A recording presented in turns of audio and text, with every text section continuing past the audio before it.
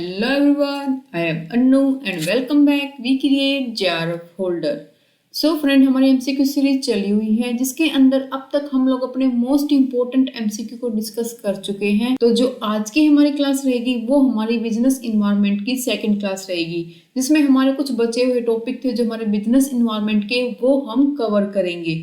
So let's start. तो देखो आज की क्लास का हमारा फर्स्ट एमसीक्यू क्या है students, with the reference of the corporate social responsibility which the statement is are correct। ठीक है ना, तो कौन सी आपकी जो CSR है उससे रिलेटेड करेक्ट स्टेटमेंट है ये आपको इस क्वेश्चन के अंदर बताना है। तो देखो बच्चों, फर्स्ट स्टेटमेंट क्या कह रहा है किसने, company act 2014 introduce mandatory CSR। तो बिल्कुल आसान सा क्वेश्चन है, बिल्कुल इजी क्वेश्चन है, ठीक है ना। तो जो आपका कंपनी एक्ट 2014 ने क्या मैंडेटरी किया था CSR, तो नॉर्मली बच्चे को पता है कि कंपनी एक्ट 2014 है, कौन सा आपका कंपनी एक्ट 2013 है, ठीक है। तो यहाँ पर ये स्टेटमेंट क्या हो जाएगी आपकी, रॉन्ग स्टेटमेंट हो जाएगी। राइट स्टेटमेंट क्या होगी यहाँ पे, company act 2013 introduce mandatory CSR, ये स्टेटमेंट यहाँ पे क्या होती है, राइट स्टेटमेंट होती है। लेकिन ये स्टेटमेंट यहाँ पे क्या है, रॉन्ग स्टेटमेंट है, और हमें क्या बतानी है, करेक्ट स्टेटमेंट बतानी है। तो फर्स्ट हमारी क्या है, इनकरेक्ट है, ठीक है। फिर सेकंड क्या है, company cover under this will have to spend at least 1% of their annual net profit in the activity under CSR। क्या जो CSR है उसके अंडर हम सिर्फ 1% जो आपका एनुअल प्रॉफिट है वो स्पेंड करने के लिए कहा है। कितनी अमाउंट है वो आपकी, वो आपका है 2% of average profit preceding 3 years, ठीक है ना, ये अमाउंट है। लेकिन यहाँ पर ये सेकंड स्टेटमेंट भी आपकी क्या है, रॉन्ग स्टेटमेंट है। तो दोनों स्टेटमेंट आपकी क्या है, रॉन्ग स्टेटमेंट है, करेक्ट तो कोई है ही नहीं। तो आपका राइट आंसर क्या हो जाएगा यहाँ पे, नाइदर फर्स्ट और नॉट सेकंड, ठीक है। तो देख लो एक बार CSR के बारे में, जो आपका कंपनी एक्ट के अंदर CSR के बारे में दे रखा है उसके बारे में एक बार डिस्कस कर लेते हैं कि क्या क्या गिवन है। एक बार जल्दी जल्दी रिवीजन ले लेते हैं। सबसे पहले क्या दे रखा है यहाँ पे, कंपनी एक्ट 2013 के ने क्या किया था, इंट्रोड्यूस किया था किसको, आपके CSR को, कि जो CSR वो क्या है, मैंडेटरी है। किस क्लोज के अंदर, 135 के अंदर, ठीक है ना। यहाँ तक ये चीज क्लियर। फिर आगे क्या कहा इसने, कि जो CSR है वो क्या है, मतलब कि कॉर्पोरेट इनिशिएटिव है to assess the take responsibility for the company effect on the environment and impact on the social welfare, ठीक है। अब बात है एप्लीकेबिलिटी की, जो एप्लीकेबल है CSR प्रोविजन वो किस किस के ऊपर एप्लीकेबल होगा, ठीक है। तो देखो आपका जो एनुअल टर्नओवर है किसी भी कंपनी का वो 1000 या फिर उससे क्या हो, ज्यादा हो, तो क्या होगा आपका एप्लीकेबल होगा CSR। या फिर जो नेटवर्थ है बिजनेस की वो कितनी हो, 500 करोड़ या फिर उससे ज्यादा की हो, ठीक है ना। या फिर जो नेट प्रॉफिट है वो कितना हो, 5 करोड़ हो या फिर उससे क्या हो, ज्यादा हो। यहाँ पे देखो और है सबके पीछे, मतलब कि इनमें से कोई एक भी फुलफिल होते ही उस कंपनी के ऊपर CSR प्रोविजन क्या हो जाएंगे, एप्लीकेबल हो जाएंगे, ठीक है ना। और कंट्रीब्यूशन कितना रहेगा, 2%, एटलीस्ट 2% होना चाहिए किसका, आपके एवरेज नेट प्रॉफिट का इमीडिएटली प्रीसीडिंग 3 ईयर्स, ठीक है ना। अगर ये प्रोविजन क्या हुआ, फुलफिल होगी, ठीक है, तो उस केस में जो आपका नेट प्रॉफिट है, एवरेज नेट प्रॉफिट है प्रीसीडिंग 3 ईयर का, उसके ऊपर 2% का क्या होगा, CSR एक्टिविटी आपको क्या करनी पड़ेगी, परफॉर्म करनी पड़ेगी। तो ये चीज क्लियर हुई यहाँ पे CSR के बारे में, ठीक है। देखो आपका नेक्स्ट क्वेश्चन क्या है, the defender of the sustainability approach toward corporate social responsibility point out that, जो डिफेंडर है सस्टेनेबिलिटी अप्रोच का, टूवर्ड किसके, टूवर्ड कॉर्पोरेट सोशल रिस्पॉन्सिबिलिटी के टूवर्ड, वो क्या पॉइंट आउट करता है। पहले ये बताओ सस्टेनेबिलिटी अप्रोच होती क्या है, ठीक है ना, तभी क्वेश्चन से समझ में आएगा। सस्टेनेबिलिटी अप्रोच क्या होती है, सस्टेनेबिलिटी अप्रोच यही तो होती है ना कि हम क्या करें, अपनी कंट्री के इकोनॉमिक डेवलपमेंट करें, लेकिन इकोनॉमिक डेवलपमेंट तो करें, साथ साथ ये देखें कि जो हमारा इन्वायरमेंट है उसकी क्वालिटी के ऊपर कोई भी इम्पैक्ट ना पड़े, कोई भी नेगेटिव इफेक्ट ना पड़े, अपनी फ्यूचर जनरेशन के लिए एक बेटर इन्वायरमेंट प्रोवाइड करें और साथ साथ इकोनॉमिक डेवलपमेंट भी करे। यही तो क्या कहता है आपका सस्टेनेबिलिटी अप्रोच कहती है ना, और यहाँ से क्वेश्चन आपका बन भी चुका है। तो यहाँ पर सस्टेनेबिलिटी अप्रोच का मीनिंग क्लियर हुआ। अगर मैं बात करूँ यहाँ पे कॉर्पोरेट सोशल रिस्पॉन्सिबिलिटी का, क्या मीनिंग होता है कॉर्पोरेट सोशल रिस्पॉन्सिबिलिटी का, इसका मतलब है कि जो आपकी कॉर्पोरेट सोशल रिस्पॉन्सिबिलिटी है वो कंट्रीब्यूट करती है किसके अंदर, सस्टेनेबल डेवलपमेंट के अंदर, ठीक है ना। सस्टेनेबल डेवलपमेंट के अंदर कैसे कंट्रीब्यूट करती है, कंट्रीब्यूट करेगी डिलीवर करके, क्या डिलीवर करके, economic, social and environmental benefit सभी स्टेक होल्डर को। ये क्या कहलाएगी, इस तरह से क्या करती है, हेल्प करती है किसके अंदर, सस्टेनेबिलिटी डेवलपमेंट के अंदर। तो इसके अकॉर्डिंग जो इसका आपका फर्स्ट आंसर क्या हो जाएगा, करेक्ट आंसर हो जाएगा बच्चों, all economic activity exist with in a biosphere that support और लाइफ, जो कहीं ना कहीं जो एक्टिविटीज क्या करती है, बायोस्फीयर के अंदर एग्जिस्ट करती है और जो क्या करते हैं, सपोर्ट करती है सभी की लाइफ को। ठीक है, तो ए यहाँ पे क्या हो जाएगा आपका बच्चों, राइट आंसर हो जाएगा। आपका सेकंड नहीं होगा, सेकंड क्यों नहीं होगा आपका सेकंड यहाँ पे राइट आंसर नहीं होगा, क्यों नहीं होगा, क्योंकि जो इसने क्या कहता है कि जो सक्सेस है बिजनेस की वो सिर्फ जज की जाती है कि उसकी प्रॉफिटेबिलिटी कितनी है, वो यहाँ पर सोशल रिस्पॉन्सिबिलिटी या सस्टेनेबल डेवलपमेंट की कोई भी बात नहीं कर रहा, कोई भी पॉइंट आउट नहीं कर रहा इस लाइन से, किसकी तरफ, सोशल रिस्पॉन्सिबिलिटी की तरफ। ठीक है, और आपकी जो थर्ड में क्या कह रखा है आपको, किसके बारे में बता रखा है, प्राइम फेसी ड्यूटी के बारे में बता रखा है। ठीक है ना, और आपकी जो प्राइम फेसी ड्यूटी है ये भी कहीं ना सोशल रिस्पॉन्सिबिलिटी से क्या नहीं कर रहे, कनेक्ट नहीं हो रहा, क्योंकि प्राइम फेसी ड्यूटी क्या होती है, वो ड्यूटी होती है जो क्या होती है, ऑब्लिगेटरी होती है, जो करनी जरूरी होती है। ठीक है ना, जबकि एक तरह से जो आपको करते हुए होता है कि आपको करनी होंगी, वो क्या होती है, क्योंकि प्राइम फेसी ड्यूटी होती है आपकी। ठीक है ना, जो ऑब्लिगेटरी होती है, जो बाइंड होती है क्या, जिसको परफॉर्म करना। ठीक है, तो ये स्टेटमेंट भी इसके बारे में नहीं बताइए, भी क्या हो जाएगा आपकी रॉन्ग स्टेटमेंट हो जाएगी। तो जो ऑप्शन में गिवन है इसके अंदर फर्स्ट सेकंड थर्ड ये ऑप्शन आपके गिवन है। ठीक है, फोर्थ और फिफ्थ तो दे ही नहीं रखा है यहाँ पे। ठीक है, इसके अकॉर्डिंग हमारा थर्ड भी क्या हो जाएगा, रॉन्ग हो जाएगा, और ओनली फर्स्ट क्या हो जाएगा, हमारा राइट आंसर हो जाएगा। बात क्लियर हुई यहाँ पे। ठीक है, फिर देखो आपका इसके एक्सप्लेनेशन दे रखी है नीचे, उसको देख लेते हैं एक बार अच्छे से, क्या दे रखी है। CSR is a self regulated business model. जो CSR है वो क्या है कि सेल्फ रेगुलेटेड बिजनेस मॉडल है जो हेल्प करता है कंपनी की be socially accountable to itself, its stakeholders and the public. तो इसने यहाँ पे क्या कहा, जो CSR क्या है, एक हर एक बिजनेसमैन की एक सेल्फ रेगुलेटेड एक्टिविटी है। ठीक है ना, जो हेल्प करती है कंपनी की कि वो सोशली अकाउंटेबल रहे अपने आप में, किसके लिए, अपने स्टेक होल्डर के लिए और पब्लिक के लिए। फिर आगे क्या है, practising CSR company can conscious of the kind of impact they are having on all aspect of society. बात क्लियर हुई यहाँ पे। इसने क्या कहा कि जो भी CSR एक्टिविटी क्या करते हैं, प्रैक्टिस करते, कोई भी कंपनी परफॉर्म करती है, वो क्या रहना चाहिए, उनको can be conscious of the kind of impact, उनको ये ध्यान रखना चाहिए कि किस तरह का इम्पैक्ट हुआ है, किसके ऊपर, क्योंकि हर एक एस्पेक्ट ऑफ सोसाइटी के ऊपर जहाँ क्या कर रहे हैं, अपनी एक्टिविटी परफॉर्म कर रहे हैं, वहां पर किस किस तरह क्या हुआ है, इम्पैक्ट हुआ है। वो इम्पैक्ट आपका इकोनॉमिक रिलेटेड भी हो सकता है, सोशल भी और इन्वायरमेंट रिलेटेड भी, हर एक इम्पैक्ट उसे क्या करना पड़ेगा, मेजर करना पड़ेगा ऊपर, हर एक सोसाइटी के हर एक एस्पेक्ट के ऊपर क्या इम्पैक्ट हुआ है। ठीक है, बात क्लियर हुई यहाँ पे। फिर आगे क्या है, टू एनकरेज CSR, जो एनकरेज कि हम CSR को क्या कर रहे हैं, एनकरेज कर रहे हैं, उसका मतलब यहाँ पे क्या है, इसका मतलब है कि जो भी ऑर्डिनरी कोर्स है बिजनेस के, वो क्या करें, वो एक तरह से एनहांस करे सोसाइटी को और इन्वायरमेंट को, ना कि उनको ऊपर क्या डाले, नेगेटिवली इम्पैक्ट डाले। ये बात क्लियर हुई सभी बच्चों को। ठीक है, तो अगर राइट आंसर पता लग गया, हमारा राइट आंसर यहाँ पे क्या, ओनली फर्स्ट स्टेटमेंट क्या आपकी राइट स्टेटमेंट है। फिर देखो आपका 24th क्वेश्चन क्या है, the dash dimension of the social responsibility refer to a business social contribution of time, money and other resources। तो कौन सी डायमेंशन है सोशल रिस्पॉन्सिबिलिटी की, जो क्या बताती है, बिजनेस की बिजनेस को क्या करना चाहिए, सोशल कंट्रीब्यूशन करना चाहिए, अपने टाइम का, अपने मनी का, अपने अदर रिसोर्सेज का सोसाइटी के लिए। फिर आपका क्वेश्चन यहाँ का कैरोल मॉडल से, और यहाँ से आपका क्वेश्चन ऑलरेडी NT-NET के एग्जाम में पूछा भी जा चुका है पहले से भी। ठीक है ना, तो इंपॉर्टेंट है, अच्छे से देखना है इसको, अच्छे से करके जाना इस टॉपिक को। तो यहाँ पे देखो कैरोल मॉडल है जो आपका, जिसको हम कैरोल मॉडल या फिर कैरोल पिरामिड भी बोल देते हैं, वो मॉडल किससे रिलेटेड, आपका सोशल रिस्पॉन्सिबिलिटी से रिलेटेड। ये कहता है कि हर एक बिजनेस के 4 रिस्पॉन्सिबिलिटी होती है। ठीक है ना, 4 रिस्पॉन्सिबिलिटी के बारे में बताता है एक बिजनेस की। सबसे पहले उसने क्या कहा, सबसे पहली जो रिस्पॉन्सिबिलिटी होती है किसी भी बिजनेसमैन की, वो क्या होती है, इकोनॉमिक रिस्पॉन्सिबिलिटी। उसने क्या कहा, सबसे पहली रिस्पॉन्सिबिलिटी क्या होती है, इकोनॉमिक रिस्पॉन्सिबिलिटी। ठीक है ना, इकोनॉमिक रिस्पॉन्सिबिलिटी का मतलब क्या, इसका मतलब अगर मैं एक लाइन में कहूँ तो क्या, टू बी प्रॉफिटेबल, मतलब कि हर एक बिजनेस जो भी क्या कर रहा है, परफॉर्म कर रहा है, वो क्या होना चाहिए, प्रॉफिटेबल होना चाहिए।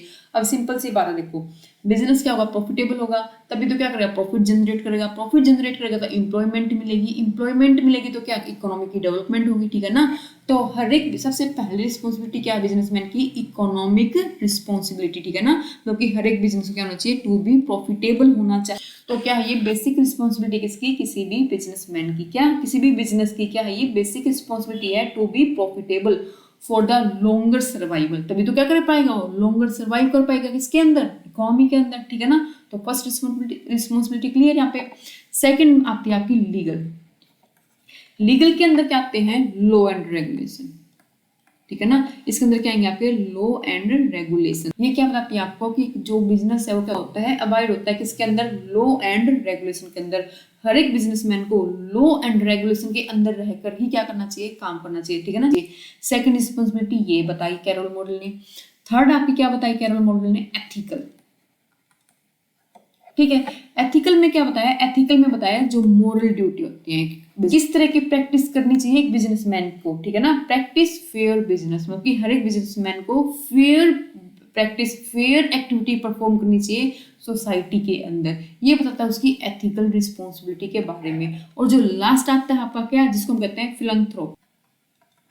अब फिलैंथ्रोपी क्या कहता है आपको, फिलैंथ्रोपिक बताता है किसके बारे में, फिलैंथ्रोपी क्या कहते हैं, फिलैंथ्रोपी कहते हैं वेलफेयर ऑफ द सोसाइटी की, जो बिजनेस है सोसाइटी के अंदर वो एग्जिस्ट करता है, उसका मेन काम क्या होना चाहिए, उसका एक मेन एक्टिविटी क्या होना चाहिए, उसको मेन पर्पज ये होना चाहिए, उसको वेलफेयर करना चाहिए उस सोसाइटी का।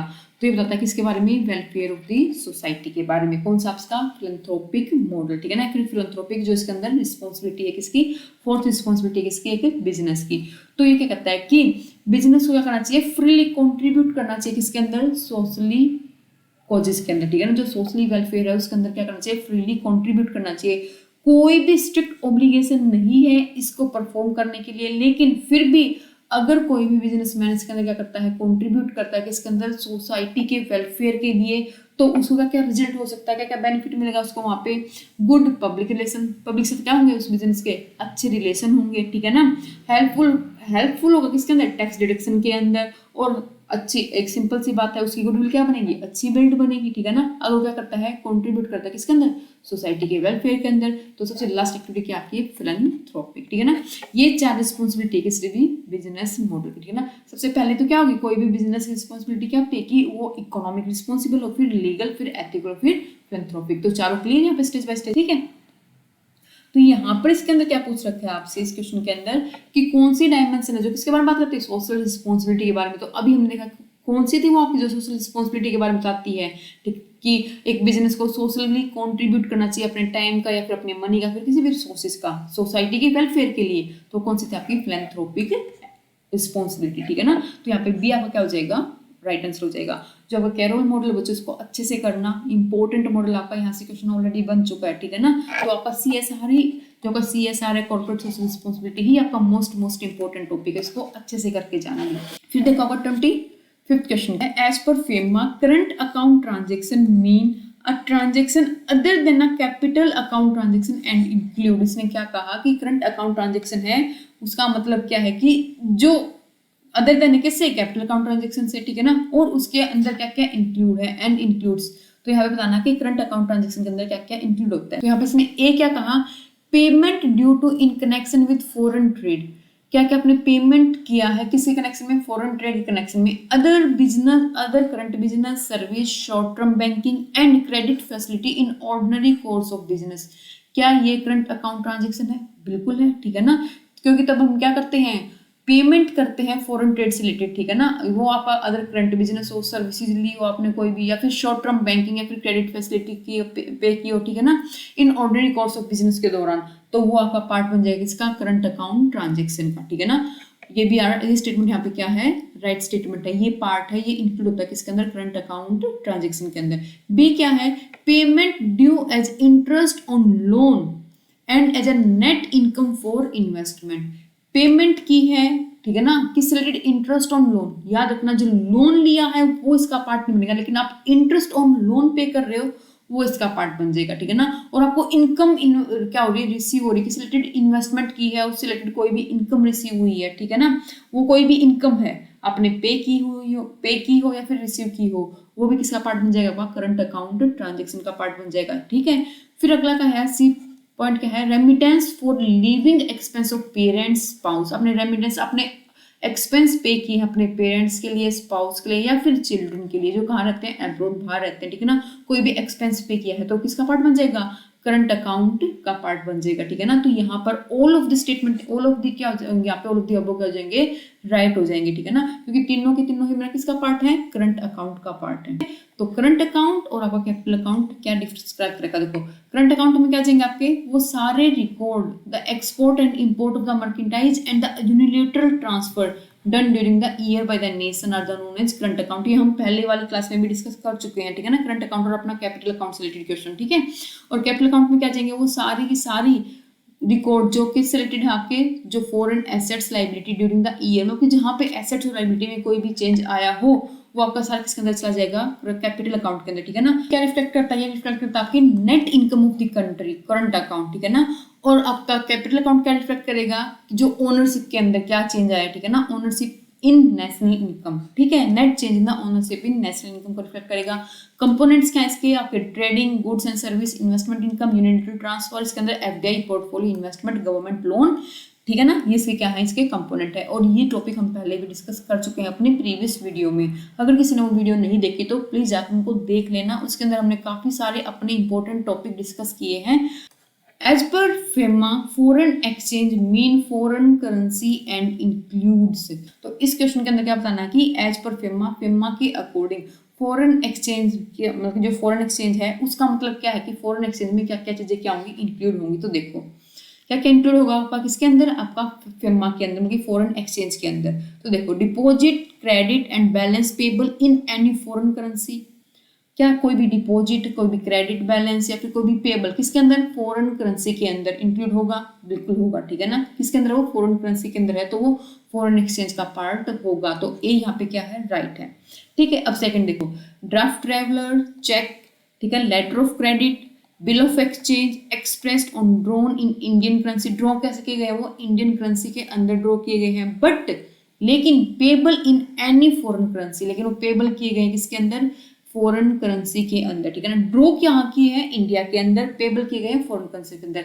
एक बात को याद रखना, आपको कोई भी ड्राफ्ट हो, कोई भी ट्रैवलर चेक हो, कोई भी लेटर ऑफ क्रेडिट हो, ठीक है ना, और लेटर ऑफ क्रेडिट हम इनके बारे में पहले भी डिस्कस कर चुके हैं कि आपका लेटर ऑफ क्रेडिट क्या होता है, ठीक है। तो आपका ड्राफ्ट, आपका ट्रैवलर चेक, आपका लेटर ऑफ क्रेडिट, आपका बिल ऑफ एक्सचेंज, ठीक है ना, आपने क्या किए हैं इंडिया के अंदर ड्रॉ किए हैं, पेबल किए हैं फॉरेन करेंसी के अंदर, या फिर आपने ड्रॉ किए हैं कहाँ पे, फॉरेन के अंदर, आउटसाइड इंडिया ड्रॉ किए हैं, पेबल किए हैं इंडियन करेंसी के अंदर।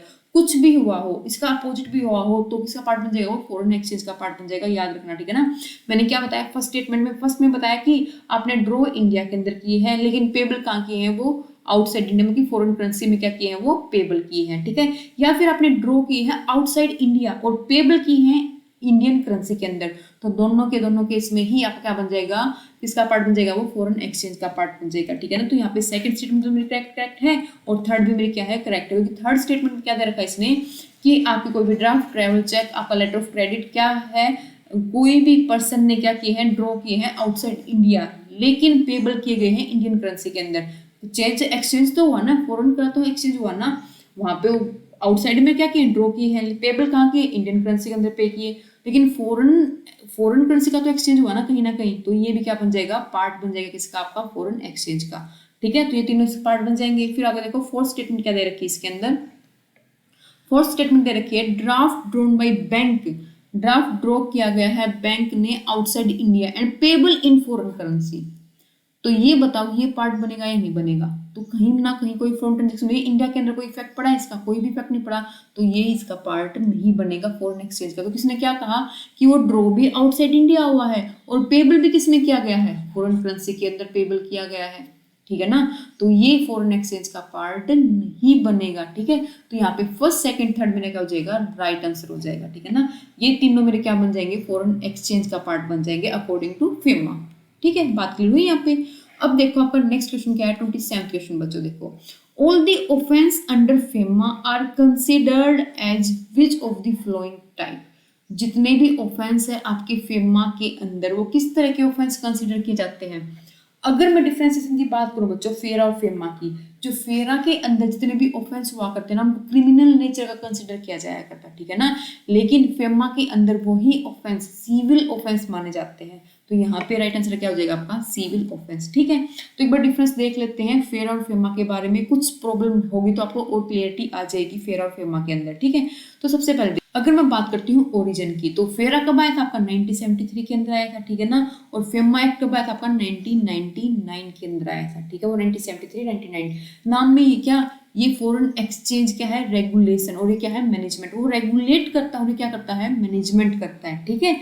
ये डिफरेंस है ना। एक तो नेगेटिव टाइप का है और ये पॉजिटिव टाइप का। वो कहते हैं किस तरह से हमें अपने एक्सपोर्ट को इंक्रीज करना चाहिए, हम फॉरेन एक्सचेंज को कैसे ज्यादा से ज्यादा अपनी कंट्री में ला सकते हैं, फेमा इसकी बात करता है। अगर मैं फेरा की बात करूँ तो बात करता है क्या, कि हम किस तरह से रोक सकते हैं फॉरेन एक्सचेंज को अपनी कंट्री से बाहर जाने के लिए, ठीक है ना।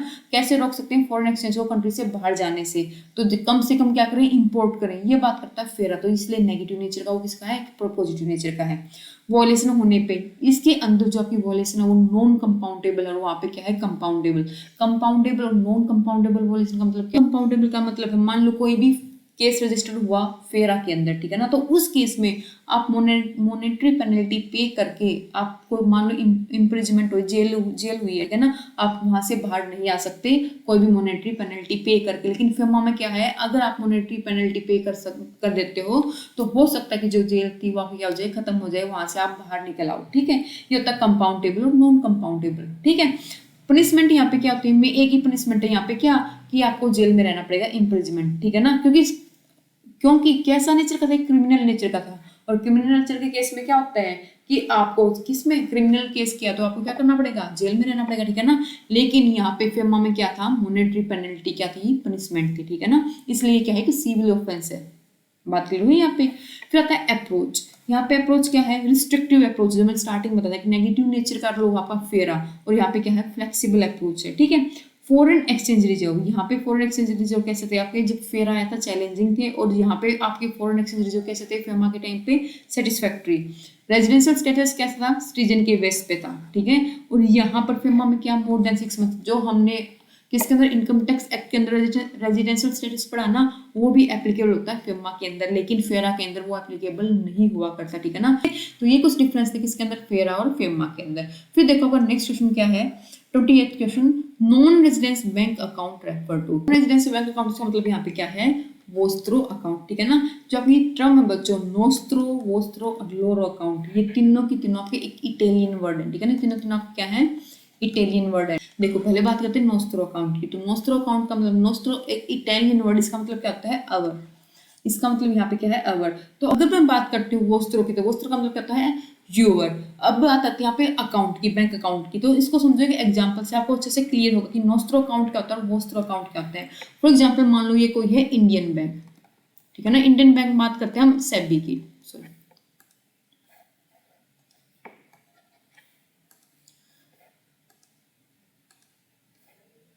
तो इंडियन बैंक के अंदर हम बात करते हैं, मान लो एसबीआई की, ठीक है ना, स्टेट बैंक ऑफ इंडिया की बात करते हैं। मान लो स्टेट बैंक ऑफ इंडिया है, उसको कोई ट्रांजेक्शन करनी है, फॉरेन ट्रांजेक्शन करनी है, और वो करनी है किसी यूएसए के बैंक से, कोई डॉलर की ट्रांजेक्शन करनी है।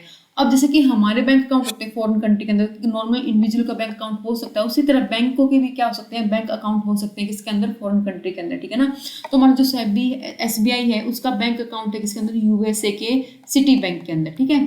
तो उसका अकाउंट कहाँ है, यूएसए के सिटी बैंक के अंदर क्या उसका बैंक अकाउंट है। तो इस केस में क्या है, हमारी कंट्री का क्या है, बैंक अकाउंट है, कहाँ पर, फॉरेन कंट्री यूएसए के अंदर, क्या करने के लिए, फॉरेन ट्रांजेक्शन करने के लिए। इसी को हम क्या कहेंगे, नोस्त्रो अकाउंट, ठीक है।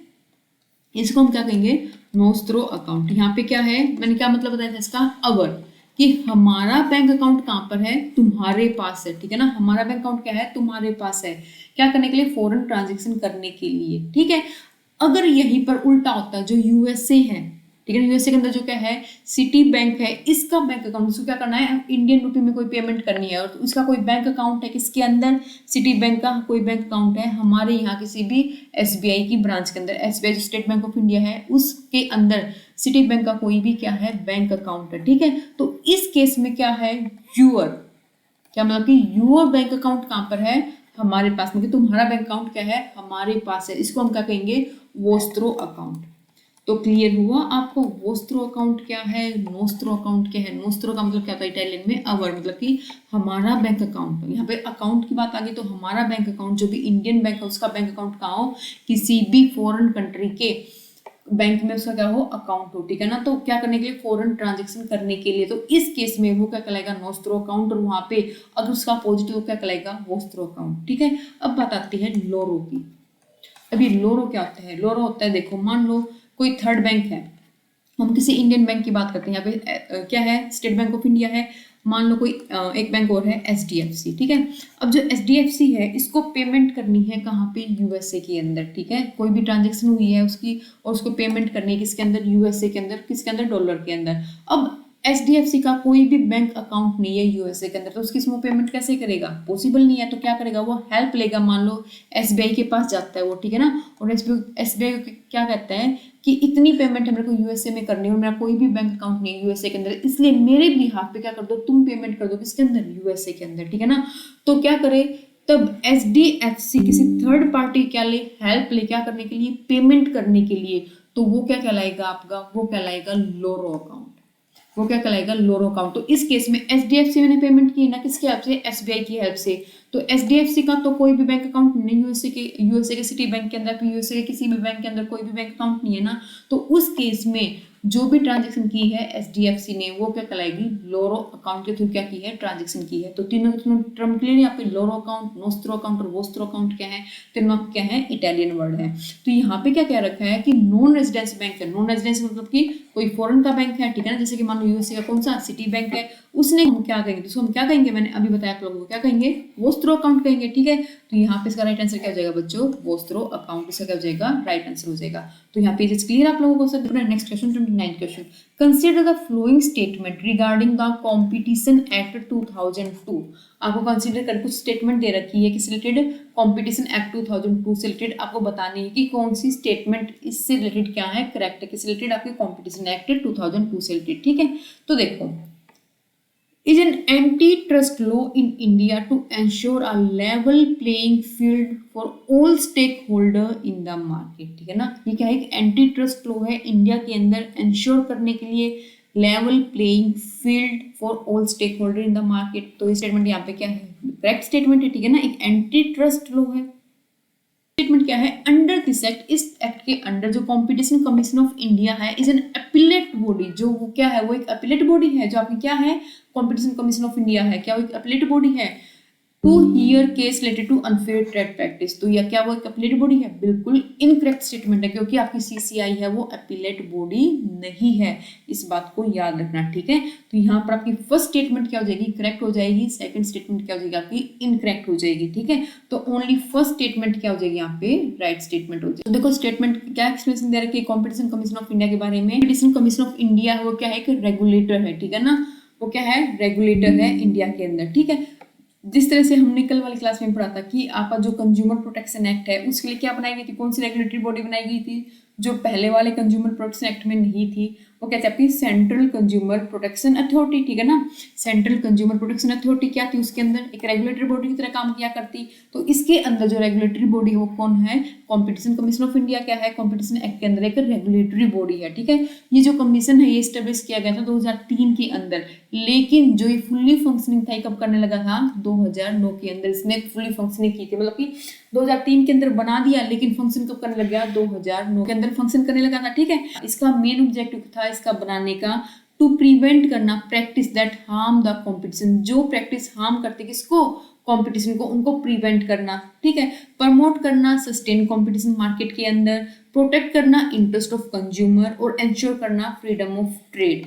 ये क्या थे इसके मेन ऑब्जेक्टिव थे इस कमीशन को बनाने का। इससे पहले क्या था, 2002 में क्या आया था, हमारा कंपटीशन एक्ट आया था 2002 में, इस्टेब्लिशमेंट कब हुई थी इसके 2003 के अंदर, ठीक है। तो इससे पहले जो दो कंपटीशन एक्ट आपका 2002, इससे पहले कौन सा एक्ट हुआ करता है, इससे पहले हमारा हुआ था एमआरटीपी एक्ट, ठीक है ना। एमआरटीपी एक्ट को हटाकर क्या लाया था आपका कंपटीशन एक्ट आया था कब, 2002 के अंदर, ठीक है। तो देखो सीसीआई इस्टेब्लिश किया गया था, जो आपका competition commission of India establish किया गया था वाजपेयी गवर्नमेंट के अंडर कंपटीशन एक्ट 2002 में, लेकिन अमेंडमेंट आई थी 2007 के अंदर, ठीक है ना। जो आपका 2002 कंपटीशन एक्ट था उसके अंदर अमेंडमेंट आई थी 2007 में, अमेंडमेंट तब वो अमेंडमेंट आई थी, उस अमेंडमेंट के अंदर आपकी जो सीसीआई है कंपटीशन कमीशन ऑफ इंडिया है वो, और कंपटीशन अपीलेंट ट्रिब्यूनल है वो, उसको इस्टेब्लिश किया गया था। एक्ट तो पास कब हुआ था, 2002 के अंदर ही क्या हुआ था, एक्ट पास हो गया था, लेकिन जो एक्चुअल में फंक्शनिंग तो कब करने लगे थे ये 2009 के अंदर। और जो 2007 के अंदर अमेंडमेंट आई थी उसके अंदर आपका जो कॉम्पिटिशन कमीशन ऑफ इंडिया है, सीसीआई है, जो रेगुलेटरी बॉडी है वो बनी थी, और आपका कॉम्पिटिशन अपीलेंट ट्रिब्यूनल बना था। ठीक है, ये बात यहाँ पे याद रखना। अब बात आती है, अभी लास्ट स्टेटमेंट में तो दे रखा था ना कि जो आपका कॉम्पिटिशन कमीशन ऑफ इंडिया वो अपीलेंट ट्रिब्यूनल है, बिल्कुल भी नहीं। अपीलेंट ट्रिब्यूनल किसको बनाया गया था, कॉम्पिटिशन अपीलेंट ट्रिब्यूनल एक अलग से बॉडी थी। ठीक है, अब बात सुनो अपीलेंट ट्रिब्यूनल के बारे में। जो कॉम्पिटिशन अपीलेंट ट्रिब्यूनल है ना बच्चों, उसको इस्टेब्लिश किया गया था सेंट्रल गवर्नमेंट के द्वारा, ठीक है ना। लेकिन बाद में इस अपीलेंट ट्रिब्यूनल को, कॉम्पिटिशन अपीलेंट ट्रिब्यूनल को रिप्लेस कर दिया था किसके साथ, national company law appellate tribunal के साथ, एनसीएलएटी के साथ, ठीक है ना। कब, 2017 के अंदर। इसका मतलब कि अब जब कॉम्पिटिशन अपीलेंट ट्रिब्यूनल है वो भी पिक्चर में नहीं है।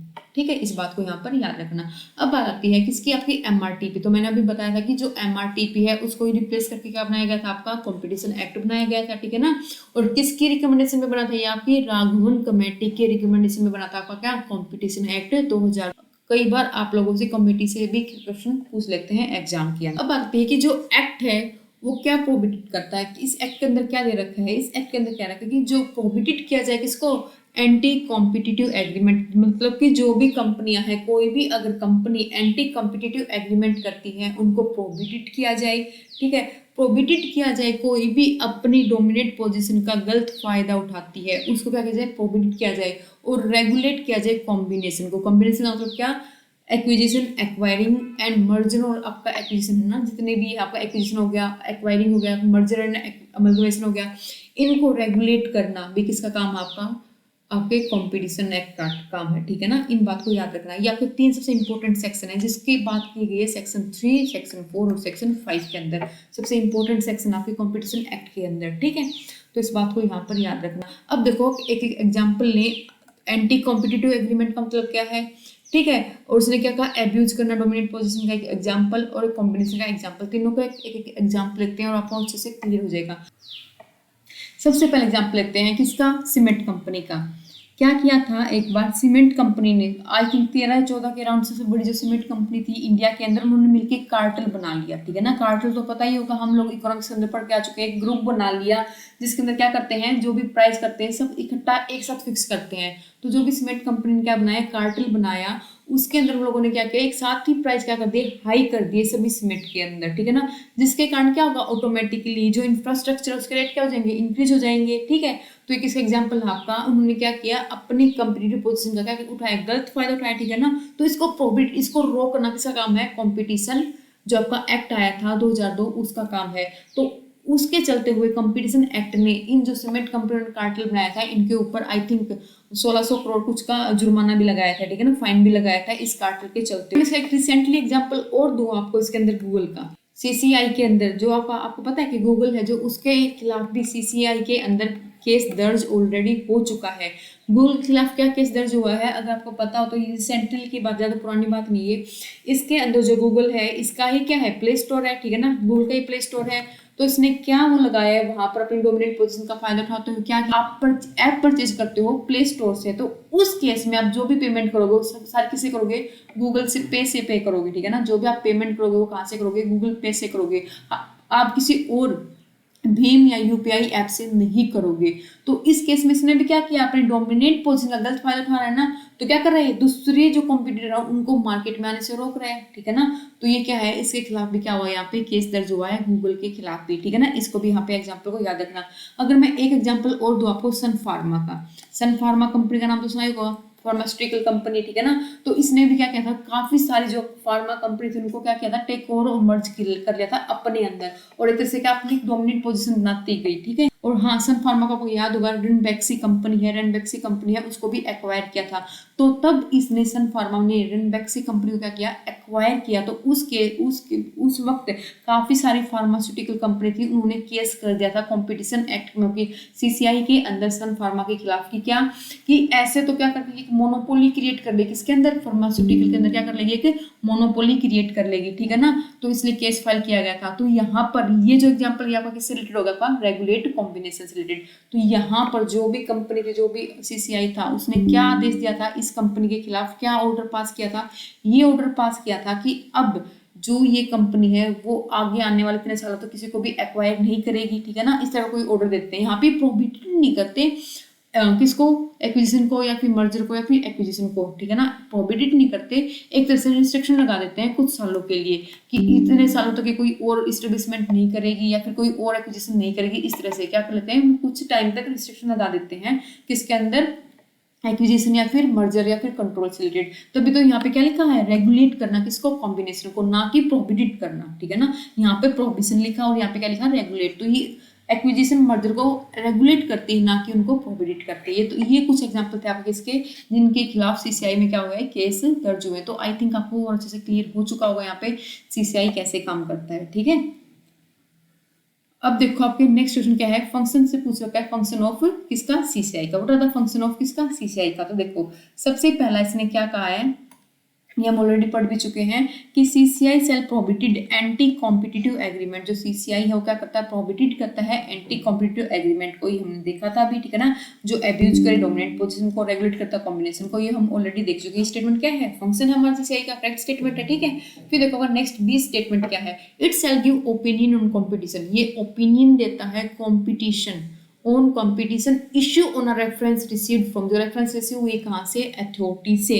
जो अथॉरिटी इस्टेब्लिश हुई है किसी भी लॉ के अंदर, सेंट्रल गवर्नमेंट स्टेट गवर्नमेंट के द्वारा, उनको क्या देता है, ओपिनियन देता है। स्टेटमेंट भी यहाँ पे क्या है, राइट स्टेटमेंट है।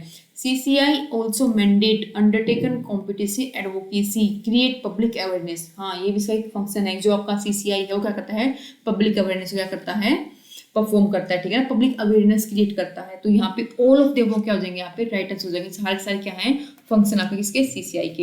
ये कुछ एग्जांपल दे रखे हैं मैंने आपको जिनके खिलाफ सीसीआई में क्या हुआ है, केस फाइल हुआ है, ठीक है। इनको एक बार देख लेना। टाटा कंपनी भी आती है इसके अंदर, cement I think Tata company के अंदर तो 1200 करोड़ का कुछ का फाइन लगा था कि टाटा कंपनी को, ठीक है ना। मारुति सुजुकी पीवीआर आपका क्या है, एक सिनेमा थिएटर, ठीक है ना, जो मल्टीप्लेक्स सिनेमा है, पीवीआर इसने एक्वायर किया था, तब इसको डीएलएफ मल्टीप्लेक्स को एक्वायर किया था। तो उस वक्त जो काफी सारे जो और सिनेमा थिएटर थे, ठीक है ना, जो और कोई और काफी सारे क्या थे, मल्टीप्लेक्स थे, उन्होंने क्या कर दिया था, पीवीआर के खिलाफ सीसीआई में केस फाइल कर दिया था कि ऐसे तो पीवीआर क्या कर लेगा, अपनी मोनोपोली क्रिएट कर लेगा किसके अंदर, मल्टीप्लेक्स के अंदर, ठीक है। तो उस केस में पीवीआर के ऊपर 5 साल तक रिस्ट्रिक्शन लगा दी थी सीसीआई ने कि कोई भी क्या नहीं करेगा, आप ये एक्विजिशन या फिर मर्जर नहीं करेगा अपने अंदर, और ना ही कोई अपना नया मल्टीप्लेक्स खोलेगा, ठीक है। तो ये कुछ एग्जांपल आपके इसके जो कि उनके खिलाफ केस फाइल हो रखे हैं। अगर मैं यहाँ पे आप लोगों से पूछती हूँ किसके, कि आपका जो कंज्यूमर है, ठीक है, जो आपका कंज्यूमर एक्ट जो हमने कल पढ़ा था, जो अपना कंज्यूमर एक्ट हमने कल पढ़ा था, और जो आप आज पढ़ रहे हैं कॉम्पिटिशन एक्ट, इनके बीच में डिफरेंस क्या है, मेन डिफरेंस क्या है। तो देखो जो कंज्यूमर एक्ट है ना वो बात करता है इंडिविजुअल कंज्यूमर की, ठीक है ना, और जो आपका कंपटीशन एक्ट है ना वो बात करता है मैक्रो लेवल पे। अब देखो यहाँ पर जो कार्टेल किया था सीमेंट कंपनी ने, उसका इफेक्ट क्या पड़ेगा, पूरी इंफ्रास्ट्रक्चर के ऊपर पड़ेगा ना, तो पूरी इकोनॉमी के ऊपर उसका इफेक्ट पड़ेगा। तो वो कहाँ से जाएगा, वो कंपटीशन एक्ट के अंदर, ठीक है ना। या फिर मान लो कोई एक सीमेंट कंपनी किसी एक पर्टिकुलर कस्टमर के साथ कोई गड़बड़ कर देती है उसको सामान रॉ मटेरियल सप्लाई करने में, तो वो किसके अंदर चला जाएगा आपका, वो चला जाएगा कंज्यूमर एक्ट के अंदर, ठीक है ना। वो किसी कहाँ से जाएगा आपका, कंज्यूमर एक्ट के अंदर। तो कंज्यूमर डील करता है माइक्रो लेवल पे, इंडिविजुअल के बारे में बात करता है, और कॉम्पिटिशन एक्ट आपके बात करता है एक मैक्रो लेवल पे, जब जो जिसका इफेक्ट पूरी इकोनॉमी के ऊपर हमें देखने को मिले, ठीक है ना। तो यहाँ पे जो भी एग्जाम्पल है सारे के सारे वो कहाँ है, पूरे मैक्रो लेवल पे क्या कर रहे हैं, इफेक्ट कर रहे हैं, ठीक है ना। मैक्रो लेवल पे कहीं ना कहीं मोनोपोली क्रिएट कर रहे हैं, इनकी बात करते हैं। बात हुई यहाँ पे, इस बात को यहाँ पे याद रखना, थोड़ा डिफ्रेंशिएट करके रखना इन दोनों चीजों को, ठीक है। अब आता था आपका 31st क्वेश्चन क्या कह रहा है, business environment include both specific and general forces. जो आपका बिजनेस इन्वायरमेंट है उसके अंदर इंक्लूड होते हैं दोनों के दोनों स्पेसिफिक एंड जनरल फोर्सेस।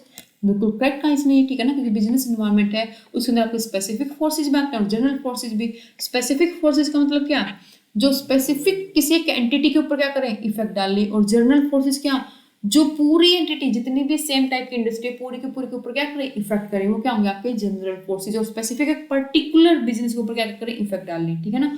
तो दोनों के दोनों इंक्लूड होते हैं आपके बिजनेस इन्वायरमेंट के अंदर। जनरल फोर्सेज का मतलब दे रखा है यहाँ पे कि such as investor, customer, competitor and supplier effect individual enterprise directly और immediately in the day to day working. इसने क्या कहा कि ये जनरल फोर्सेज होते हैं, इन्वेस्टर कस्टमर, तो बिल्कुल इनकरेक्ट कहा, क्योंकि मैंने अभी बताया कि जनरल फोर्सेज होते हैं वो पूरे इंडस्ट्री को प्रिफेक्ट डालते हैं आपके, ठीक है ना। और आपके जो इन्वेस्टर है, जो कस्टमर है, वो तो एक पर्टिकुलर बिजनेस के इन्वेस्टर कस्टमर है ना, वो तो उस पर्टिकुलर बिजनेस के ऊपर क्या करेंगे, इफेक्ट डालेंगे। तो ये सारे के सारे आपके क्या है, स्पेसिफिक फोर्सेज है, ना कि जनरल फोर्सेज। तो आपका रीजन यहाँ पे क्या है, इनकरेक्ट है, और आपका असर्जन यहाँ पे क्या है, करेक्ट है, ठीक है।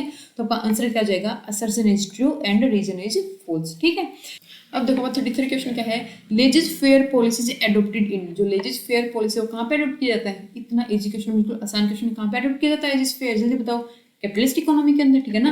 तो कैपिटलिस्ट इकोनॉमी के अंदर आप कैसा होता है, लेजिस फेयर पॉलिसी होता है, बात क्लियर हुई यहाँ पे, ठीक है। फिर देखो 34 क्वेश्चन क्या है, असर्जन और रीजन से है, क्या दे रखा है assertion, an immediate measure to resolve the financial crisis in India devalue its currency in 1991। Assertion में क्या कहा कि इमीडिएट जो फाइनेंशियल क्राइसिस हुए थे इंडिया के अंदर, उनको उनसे निपटारा, उसको रिजोल्व करने के लिए इंडिया ने क्या किया था, अपनी वैल्यू को, अपनी करेंसी की वैल्यू को क्या कर दिया था, डिवैल्यू कर दिया था। तो हमने किया था 1991 में इंडिया के अंदर, ठीक है ना, डिवैल्यूएशन हुआ था किसका, करेंसी का। तो ये स्टेटमेंट क्या है, यहाँ पे असर्जन क्या है, मेरा राइट है।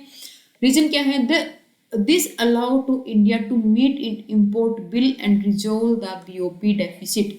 ये अलो करता है इंडिया को कि वो मीट कर सके अपना इंपोर्ट का बिल, क्यों क्या था कि इसलिए क्या था कि इंपोर्ट के बिल को मीट कर सके और रिजोल्व कर सके अपने बीओपी डेफिसिट को। तो ये भी स्टेटमेंट यहाँ पे क्या है, करेक्ट है। इसलिए हमने क्या किया था, डिवैल्यूएशन किया था किसका, करेंसी का। ये ऑलरेडी हमने तो इकोनॉमी की एमसीक्यू सीरीज की थी, वहाँ पे हम devaluation of money, depreciation of currency, ये हम पढ़ चुके हैं ऑलरेडी, ठीक है ना। वो वीडियो जाकर देख लेना किसी ने वीडियो नहीं देखी। तो यहाँ पर हमारा राइट आंसर क्या हो जाएगा, both A and R true and the right explanation of assertion, ठीक है। फिर देखो आपका नेक्स्ट क्वेश्चन क्या है, 35th क्वेश्चन। 35th क्वेश्चन कहाँ से है आपका, which of the following incorrect with regarding to the financial sector reform. जो फाइनेंशियल सेक्टर रिफॉर्म हुए थे 1991 के अंदर, उससे रिलेटेड कौन सी स्टेटमेंट आपकी इनकरेक्ट है। तो देखो फर्स्ट स्टेटमेंट क्या दे रखी है, आरबीआई शिफ्ट हो गई थी रेगुलेटर टू फैसिलिटेटर। ये हमने पढ़ा है कि जो आरबीआई शिफ्ट हो गई थी रेगुलेटर टू फैसिलिटेटर, ठीक है ना। रेगुलेटर कैसे, पहले वो रेगुलेट किया करते किसको, रेट को, जो भी बैंक रेट हुआ करते उनको रेगुलेट किया करते कि इतना रेट होगा। लेकिन अब क्या बन गया, वो फैसिलिटेटर, मतलब कि अब जो भी रेट होंगे वो अकॉर्डिंग टू किसके अकॉर्डिंग टू मार्केट सिचुएशन क्या होंगे, डिसाइड होंगे। उसके अंदर आरबीआई क्या नहीं करेगी, कोई भी इंटरफेयर नहीं करेगी, आरबीआई रेगुलेट नहीं करेगी अब रेट को, ठीक है ना। वो मार्केट सिचुएशन के अकॉर्डिंग क्या होंगे, डिसाइड किए जाएंगे, ठीक है। तो ये स्टेटमेंट क्या मेरी राइट स्टेटमेंट है यहाँ पे, ठीक है। फिर इसने क्या कहा कि foreign investment limit in bank was raised, जो फॉरेन इन्वेस्टमेंट बैंक के अंदर वो रेज कर दी 70% के अराउंड, बिल्कुल इनकरेक्ट स्टेटमेंट है। ये स्टेटमेंट यहाँ पे इनकरेक्ट है। तो हमसे क्या पूछ रखा है, इनकरेक्ट स्टेटमेंट, तो इसके अकॉर्डिंग हमारा बी क्या हो जाएगा, राइट आंसर हो जाएगा, ठीक है ना। सी और देख लेते हैं, foreign institutional investor are now allowed to invest in India financial market. जो फॉरेन इंस्टीट्यूशनल इन्वेस्टर है उनको क्या कर दिया गया, अब अलाउ कर दिया गया, क्या करने के लिए, मतलब कि जो फॉरेन इंस्टीट्यूशनल इन्वेस्टर है उनको अलाउ कर दिया गया 1991 में कि वो इंडिया के अंदर क्या करें, इन्वेस्ट करें फाइनेंशियल मार्केट के अंदर। ये स्टेटमेंट यहाँ पे करेक्ट है, ठीक है ना। उनको अलाउ कर दिया था फॉरेन इंस्टीट्यूशनल इन्वेस्टर को क्या करने के लिए, इन्वेस्ट करने के लिए इंडिया के अंदर, ठीक है। फिर क्या है, bank can setup a new branch, bank setup कर सकता है अपनी नई ब्रांच बिना अप्रूवल के आरबीआई से, लेकिन उसको कुछ कंडीशन उनको फुलफिल करना पड़ेगा। ये स्टेटमेंट भी क्या है यहाँ पे करेक्ट स्टेटमेंट है। तो यहाँ पे बी क्या हो जाएगी, मेरी इनकरेक्ट स्टेटमेंट हो जाएगी, और इस क्वेश्चन का क्या हो जाएगा, राइट आंसर हो जाएगा, ठीक है। तो यहाँ पे लिख रखा 1981 में फाइनेंशियल क्राइसिस से रिलेटेड, उस वक्त क्या हुआ था, आपके जो क्राइसिस थे वो क्यों आए थे, मेजर रीजन क्या था उनका, बीओपी के सिचुएशन के कारण, ठीक है ना। फाइनेंशियल क्राइसिस राइज हुए थे हमारे। तो उस वक्त जो हमारे इंडियन प्राइम मिनिस्टर थे वो कौन थे, पीवी नरसिम्हा राव, और जो डॉक्टर मनमोहन सिंह थे उन्होंने क्या किया था 1991 में हमारी जो एलपीजी पॉलिसी है उसको लाए थे, ठीक है ना। हमारी एलपीजी पॉलिसी को, तो ऑब्जेक्टिव क्या था इसको लाने का, इसका लाने का ऑब्जेक्टिव था कि हम ग्लोबलाइजेशन कर सके, ठीक है ना, और अपनी इकोनॉमी को और मार्केट ओरिएंटेड बना सके, और रिड्यूस कर सके इन्फ्लेशन को, और रेक्टिफाई कर सके किसको, अपनी जो हमारा बैलेंस ऑफ पेमेंट में क्या रखे, इम्बैलेंस हो रखा है हमारी बैलेंस ऑफ पेमेंट में, उसको रेक्टिफाई कर सके, ठीक है। इंक्रीज कर सके अपनी ग्रोथ रेट को, ठीक है, अब इकोनॉमी के अंदर, और क्रिएट कर सके end of foreign exchange reserve. तभी तो हमारा क्या था, हमारा फेमा आया था, ठीक है ना, फॉरेन एक्सचेंज मैनेजमेंट एक्ट, फेरा को क्या करके हटाकर, ठीक है, जो तो क्या कर सके, फिर अगला क्या है, स्टेबलाइज कर सके इकोनॉमी को, एंड कन्वर्ट कर सके किसको, इकोनॉमी इनटू मार्केट इकोनॉमी, ठीक है, ताकि हम अपनी इकोनॉमी को स्टेबलाइज कर सके। एक ये क्या था ऑब्जेक्टिव था हमारे 1991 की पॉलिसी को लाने का। और अगला क्या है, अलो कर सके इंटरनेशनल फ्लो ऑफ गुड्स, मतलब कि जो फ्लो है इंटरनेशनल गुड्स का वो अलो कर सके, capital, service, technology, human resources, इनको अलो कर सके बिना रिस्ट्रिक्शन के। ये एक क्या था ऑब्जेक्टिव था हमारे 1991 की पॉलिसी का। और हमारे स्टेप क्या थे इसके अंदर, मेन हमारे 3 ब्रांचेस थे इसके अंदर, जो मेन 3 चीजें थी। लिबरलाइजेशन किया गया था इकोनॉमी को, प्राइवेटाइजेशन किया गया था और ग्लोबलाइजेशन किया गया था किसका, हमारी इकोनॉमी का। ठीक है, फिर देखो आपका नेक्स्ट क्वेश्चन क्या है बच्चों, 36th क्वेश्चन भी क्या है आपका, असर्शन और रीजन से है। असर्शन क्या कह रहा है, in 1991 the government decide to allow all foreign investment to any industry without any restriction. अभी हम ऑब्जेक्टिव पढ़ के आए हैं, क्या कहीं पर भी ये पढ़ा था कि जो 1991 के अंदर है गवर्नमेंट ने क्या कर दिया, बिना किसी रिस्ट्रिक्शन के सारी फॉरेन इन्वेस्टमेंट को क्या कर दिया, अलो कर दिया। अलो किया लेकिन बिना रिस्ट्रिक्शन के नहीं, लेकिन आपका जो फॉरेन इन्वेस्टमेंट है उसके अंदर सारे कोई भी मतलब कि पूरी 100% रिस्ट्रिक्शन को हटाया नहीं गया था। ठीक है ना, तो यहाँ पे असर्शन क्या हो जाएगा आपका, इनकरेक्ट हो जाएगा। रीजन क्या है, the government has enhanced the investment limit of small scale industry unit. जो गवर्नमेंट है उसने क्या कर दी, एनहांस कर दिया, इंक्रीज कर दिया कि इन्वेस्टमेंट लिमिट को किसके अंदर, स्मॉल स्केल यूनिट के अंदर। ये स्टेटमेंट यहाँ पे राइट है, रीजन यहाँ पे राइट है और असर्शन मेरा क्या है, इनकरेक्ट है। तो यहाँ पर डी मेरा क्या हो जाएगा, राइट आंसर हो जाएगा। ठीक है, जिसमें ए फॉल्स है और आर मेरा क्या है, ट्रू है। ठीक है, फिर देखो आज की क्लास का लास्ट क्वेश्चन 37 क्वेश्चन क्या है, Indian business encounter the following problem in the globalisation. तब हमने ग्लोबलाइजेशन की बात की कि जो 1991 के अंदर ग्लोबलाइजेशन आया था उसके अंदर सबसे बड़ी प्रॉब्लम क्या थी कि जो 1991 में ग्लोबलाइजेशन था उसके अंदर, तो सबसे बड़ी प्रॉब्लम थी कि आपकी इंफ्रास्ट्रक्चरल बोटलनेक। ठीक है ना, सबसे बड़ी प्रॉब्लम थी उसके अंदर। तो यहाँ पे ए क्या हो जाएगा आपका, राइट आंसर हो जाएगा। Lack of interest shown by the MNC, मतलब कि जो एमएनसी है मल्टीनेशनल कंपनी है उन्होंने कम इंटरेस्ट दिखाया इंडिया के अंदर इन्वेस्ट करने का, ये रीजन नहीं था। ठीक है ना, तो यहाँ पे सिर्फ एक रीजन था क्या, इंफ्रास्ट्रक्चरल बोटलनेक। बोटलनेक वो सिचुएशन होती है जो क्या करती है, डिले करती है किसी भी प्रोसेस या फिर किसी भी सिस्टम के अंदर, उसको कहते हैं हम बोटलनेक सिचुएशन। ठीक है ना, तो यहाँ पे हमारा जो इंफ्रास्ट्रक्चर था वो अच्छा नहीं था। ठीक है ना, इंफ्रास्ट्रक्चरल बोटलनेक की सिचुएशन थी जिसके कारण हम ग्लोबलाइजेशन को जल्दी से नहीं ला पाए। तो सबसे बड़ी प्रॉब्लम थी किसके अंदर, ग्लोबलाइजेशन के अंदर। बात क्लियर हुई यहाँ पे, इंफ्रास्ट्रक्चरल बोटलनेक क्या है। ठीक है, तो यहाँ पे ए क्या हो जाएगा, मेरा राइट आंसर हो जाएगा। तो बच्चों आज के लिए इतने ही क्वेश्चन थे। अगर आपको वीडियो कहीं भी हेल्पफुल लगती है अपने एग्जाम के पॉइंट ऑफ व्यू से तो चैनल को सब्सक्राइब करना और वीडियो को लाइक करना ना भूलें। मिलते हैं अपने नेक्स्ट वीडियो में, तब तक के लिए bye bye, have a nice day.